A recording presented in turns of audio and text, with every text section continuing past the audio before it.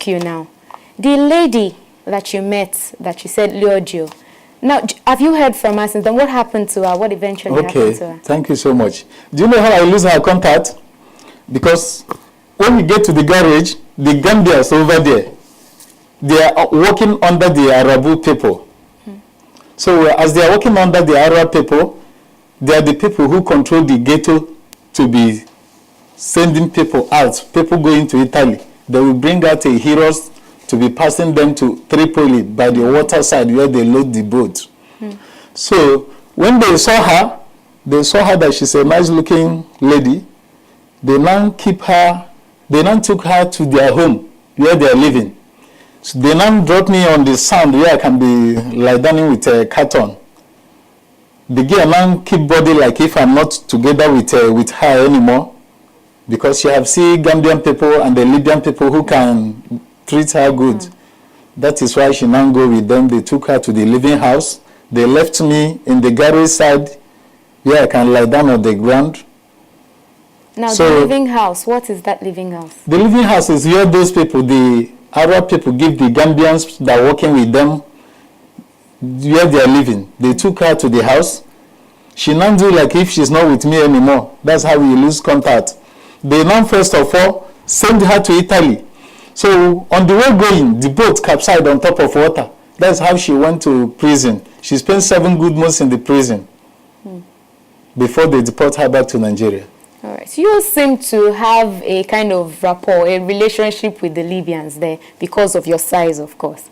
Now, did that give you any status? Were you able to get close to the sea? What happened is that I don't know how to swim, but when they load me in the boat, we were like 155 people in one boat.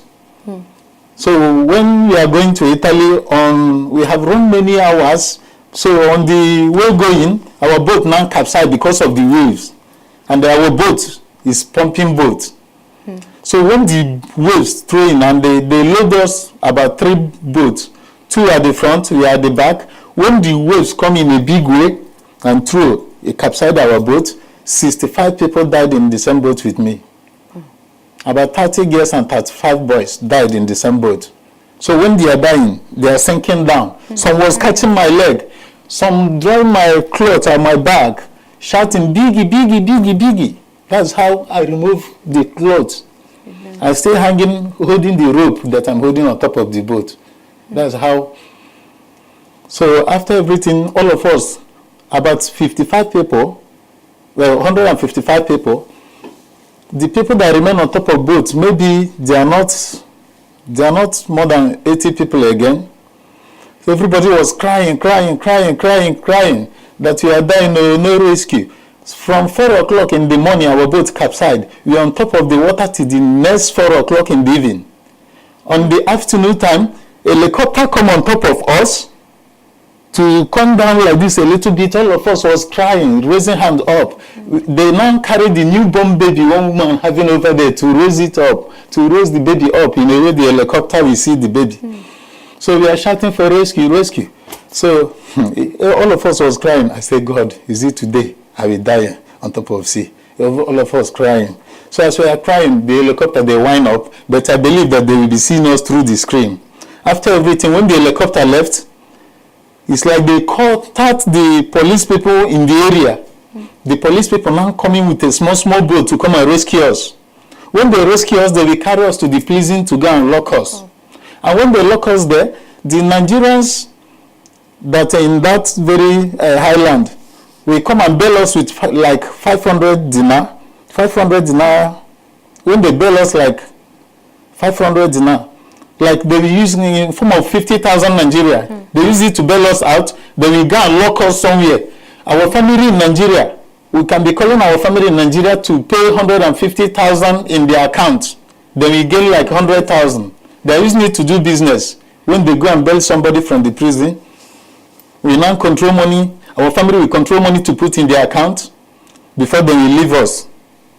So that's the business Nigerians are using us to do over there. So how did you eventually get help? How did you get rescued?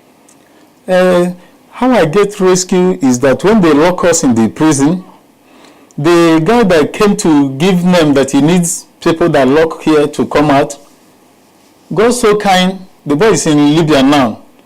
So the boy wants to come and bail somebody out. He asked me, are you from which state? I told him I'm from Enugu State. You're not surprised. He told me that he is from Enugu State.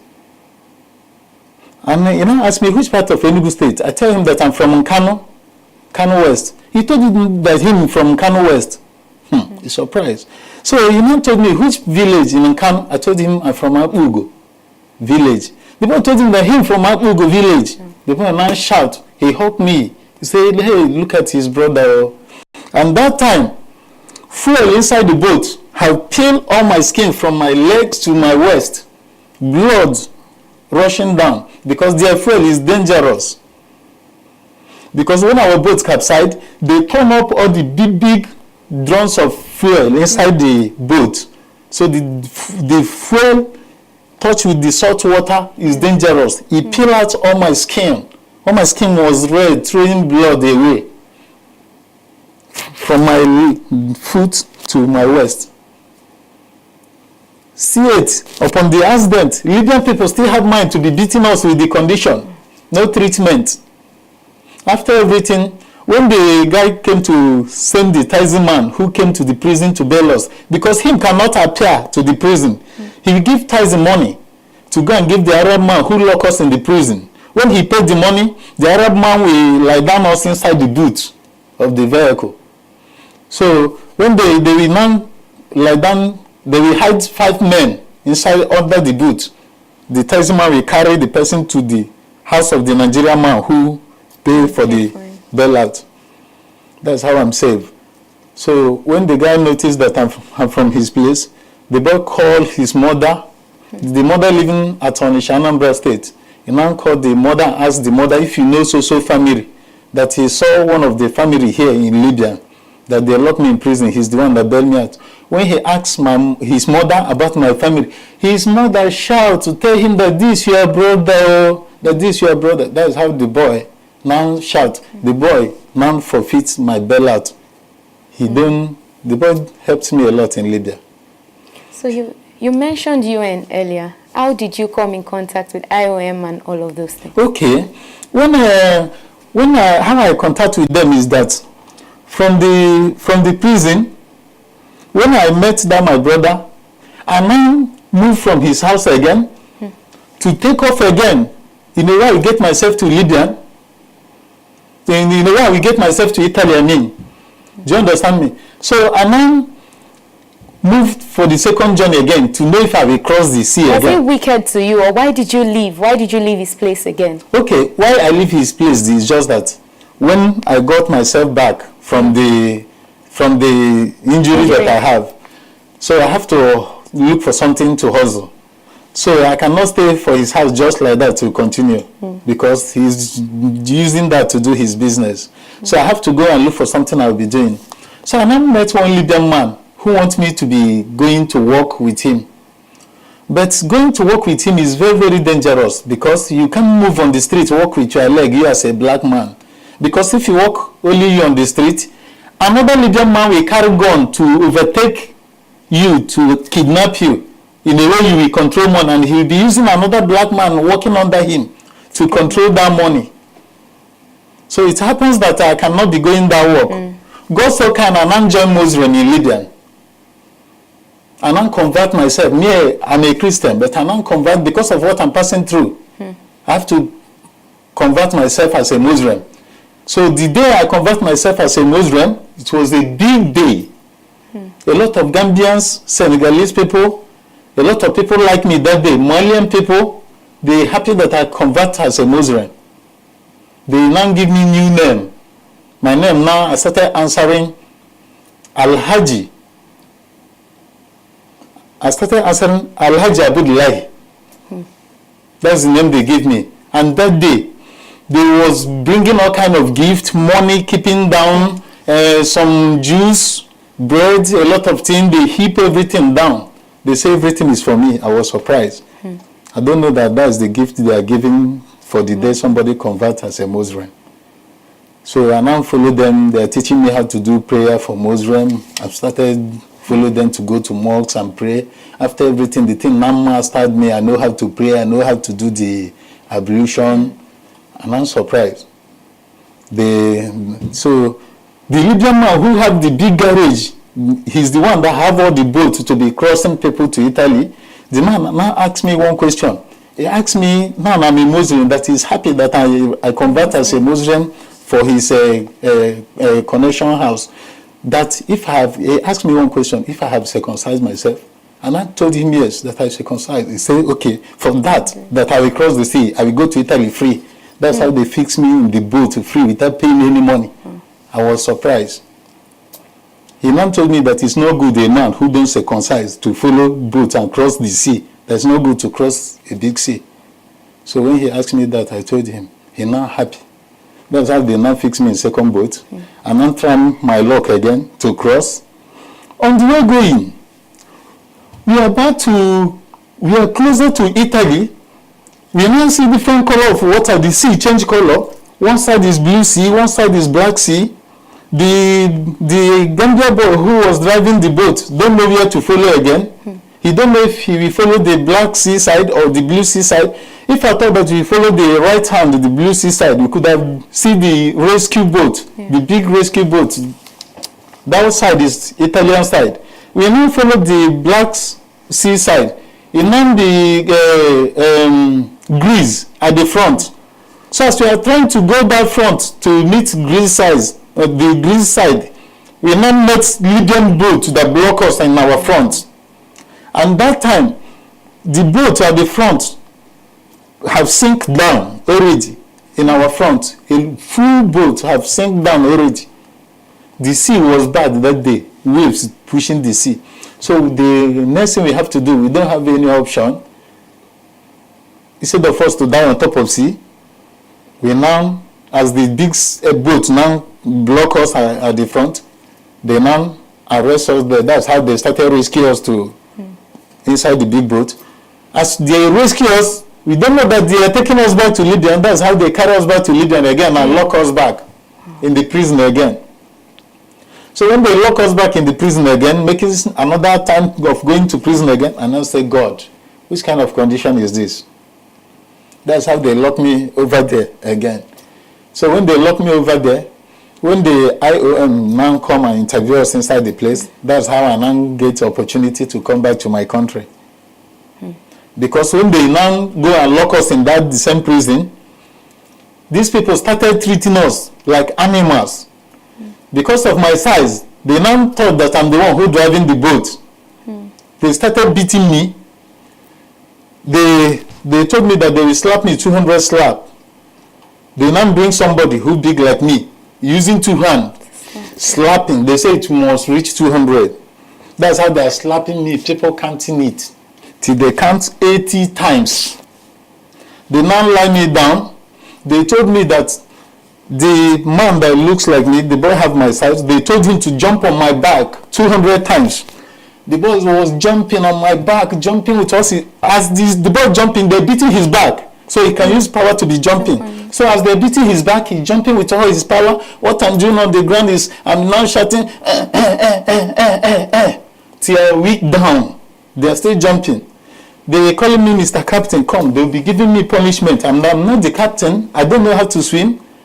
And even when they learn how to start the engine boat, they're suspecting me. But why our group don't want to show the captain is because of the boy have tried for us a lot when we are in the sea. That's why nobody want to point him. He's a Senegal boy that drive that day. There was 2 captains that drive us, one Gambian, one Senegal boy. They're the people who drive us that day. But we don't want to show them, because if you show them, Libyan people may kill the person, because they can kill anyhow, nobody will judge them. So it happens that we have to save the boy, not to show the captain. But because of my size, they are not thinking that I'm the captain. I have to bear it to suffer all the punishment in a way, not to show the main captain. So when they are slapping me, after 1 month, something sounding inside my ears every day. Till after 1 month, till 2 months before I started hearing something like a normal human being, because of the slap. All right. We'll continue with stories from Chijioke right after this break. Please stay with us. Corruption not in my country. Cut. All right. What's your name again? Kemi? Yes, sir. Good. Are you ready for us for next week? Yes, sir. Next. No, sir. No. What? Look, what we need here is one who can speak fluent English. Give her a chance. I need a angel to hold me. Hold me, my beautiful angel. Cut! It is Angel, not Angel. Please, I'm done with you. Excuse us. Kemi was far better. It's not about our rendition. It's not about our performance here. By the time she and her friends join us in our hotel rooms, you will know how far. Can I have her phone? She has a robust profile. Real robust profile. I do not undercut professional ethics. It is an act of corruption. Not in my country. Corruption not in my country. Stop corruption now. Welcome back to the show. I still have Chijioke with me here in the studio. Chijioke, now let's talk about you and when they finally rescued you. How did you feel on the day you heard that you were going to be rescued? How did that make you feel? Honestly, I was happy that very day, honestly, because when I was in prison, when they rescued me, that's when I started receiving treatment. Honestly, to tell you the fact, IOM people, they are trying their best. How has it been so far since you have been brought Because back? when we are in prison, I see how the people bringing some doctors to come and treat us. Can you imagine that there was a day that I got sick in the prison? They came with ambulance took me to hospital. Honestly, when I was receiving the treatment, I don't know that is, I'm just having hypertension. When we reached the hospital, I confirmed that I don't sick, that I'm thinking so much.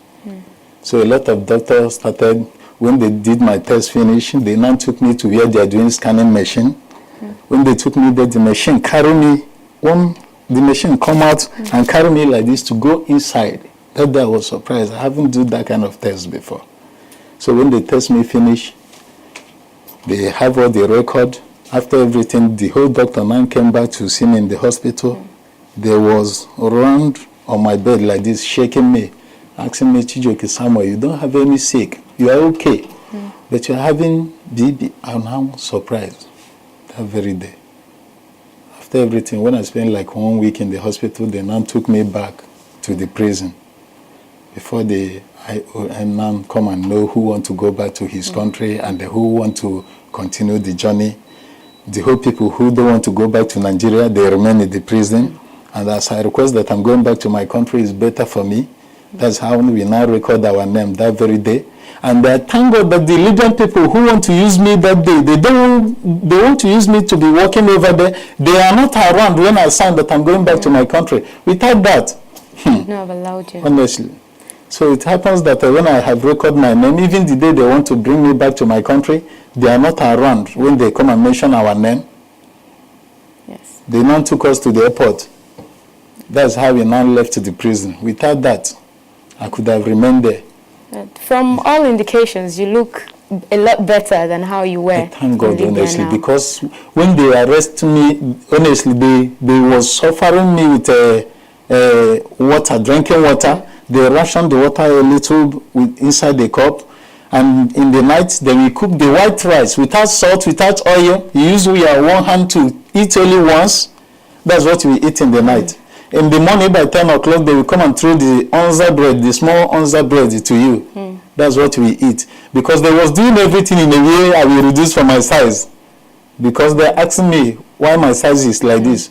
They need to do anything in the way I will lose my... You see? So right now, what are you up to? What are you doing now? Okay. What happened is that for now, I'm not doing anything, honestly. My mother, she was crying a lot. Say why I don't want to base in Nigeria. I told her that I don't have something doing for here. That's why I don't want to base here. But now, I've made up my mind to settle down here because my mother told me that I'm the first son That I don't have to go out, I have to be around to be checking the family. All right. So what's your advice now for those who are making plans to go through this route? I say, in my life, even if they told me that Libya is like America again, I cannot try that country anymore in my life because I suffered a lot, honestly. All right. I suffered a lot because it happens that there was a time, the place they lock all the Africans. There is a place we have, I don't know how population that we are there, but I'm the one who later broke the prison. When I ran away, I saved life of 84 Africans, people who have mind to run with me. How the thing happens that day is just that the people who control us with gun, they are not around. It's only one man around that day. The 5 men went out. So it happens that the iron door they left open there, the man come and start beating one Nigerian girl. Because the girl, she make call to Nigeria, they told her that yesterday her father died. She now used back and fell down she did like she faint. When the Libyan man come in, they now use pipe to beat her hand. When they beat her, they notice that the girl faint really. They have to do her something that will pain her to know if she's died or not. They now put fuel in her hand to burn her fire. When they now want to put the fire, everybody in the prison was shouting. Everybody started crying, saying, no, don't do her like that. So, can you imagine that Libyan people have mind to put petrol on somebody's head to burn the person? To burn the person's hair. They did it to one Nigerian boy over there. They were shocking us with a rhetoric. Yeah, then you tie wire in your hand, plug it in the rhetoric. The thing will be shocking you. They will pour in you water. They will keep many men on the ground. They will pour in you water on the ground. Plug you in the rhetoric light. They will be waiting till 10 good minutes. The thing will be done. The person will squeeze before they will now lose it. God so kind. As they're doing it for all men, you never reach my turn before. They now take their mind away from me. I thank God for everything. What I passed through there, I say God. And how they are shooting some people, if they want to use somebody to do example, they can shoot one man and the one gear to do example. They will just kill the people. Later they carry the people, wrap them with a bed sheet to go and throw in the desert. Just like that. Nobody will ask them. They cannot bury the person. Just to throw the person away, they use sand to make the person like this. They will go on their way. Sad story. But like you said, you are happy to be back. I thank God for my life. I'm happy. Thank you very much, Chijioke, for being a part of the show today.